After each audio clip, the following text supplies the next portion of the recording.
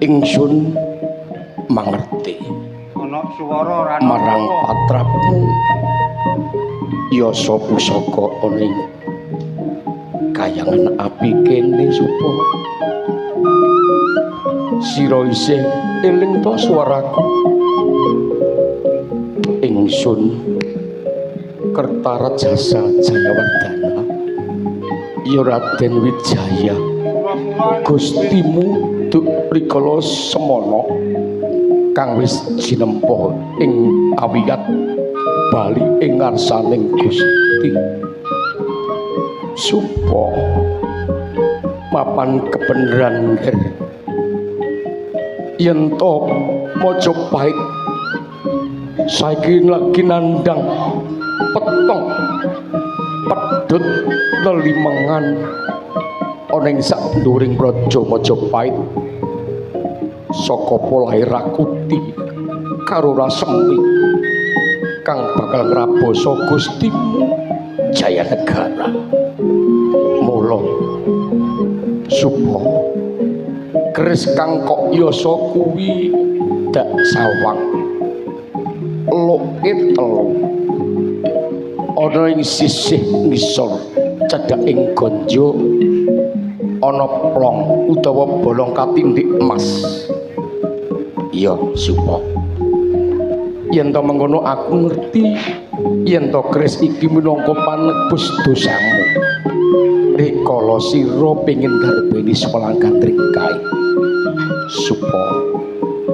keris iki tak wenehi jeneng keris jangkung luk telu blompok gonjo supa mapan kebenaran Gustimu saiki lagi kepelayan ing yuda mengko mbok menawa sira pepanggihan karo Gustimu ana ing padepokan Bedander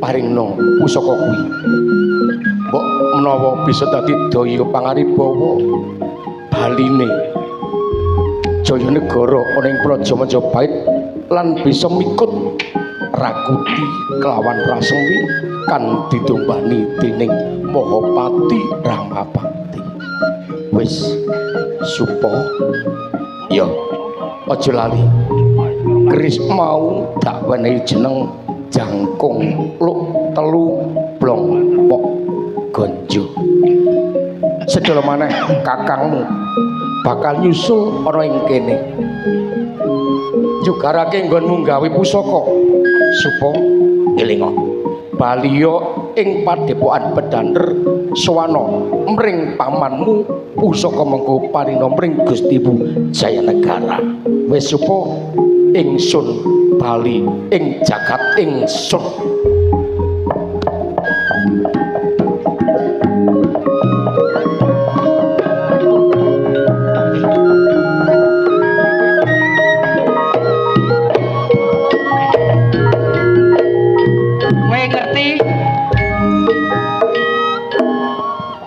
swara kondi mau swara tanpa rupa suarane kok kene iki lho kok ireng-ireng iki lho kok ireng-ireng iki lho suarane lha kepo kok kebo gak dudu ajak kader tak sawang padha gegojingan lho ese pun telas ese iki gak bakal ese mau ramu wah kalau pangkling bapak mau sing bisu yang tak rumone nggih bisu nglakoni sura-sura poso bisu muga-muga Gusti kang ngakarya jagat diteruske apa ora ampun bisu pun sampean terusno mawon Gusti nah ya ta nggih ngene ora sah kesuwen kula niki wau angsal pangsit alah apa pangsit rasit suara tanpa rupa niku lho wangsit nggih niku wau nggih niku sing ngomong niku Gusti Wijaya ngoten Wijaya nggih Raden Wijaya badhe nganu maringi keris sampean saged nggawa keris semono gedene kae ya kerise nuwun sewu nggih kula mau kan anu angsal kanca enggal lari ngoten niku wau pados geni sing murup mboten mati-mati. Iya, iya. Sak menika topo Papan dununge nang ndi? Papan menika. Lapa kok aturi mriki. Coba. Duh kok.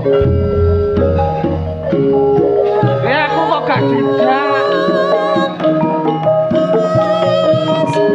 Adikku Supo Ora. badan makin topo. Monggo. Adikku.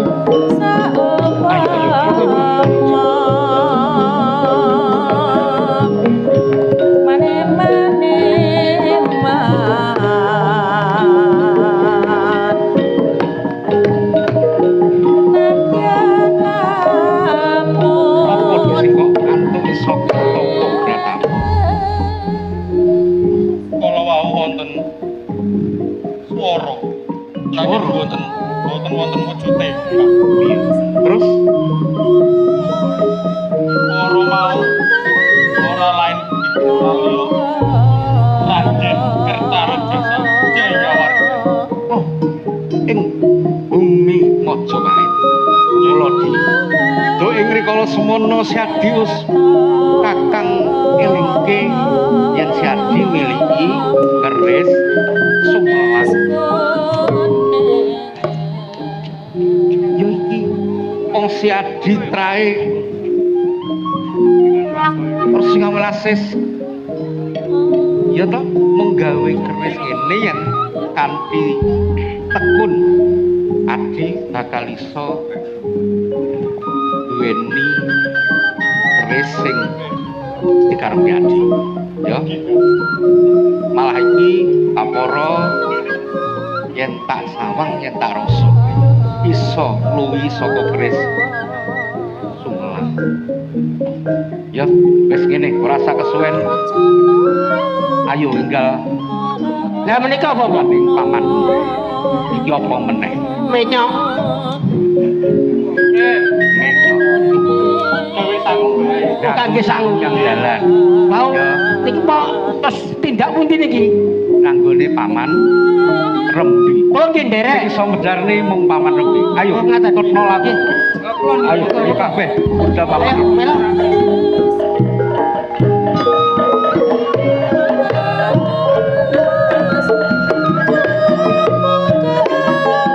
Kasih muda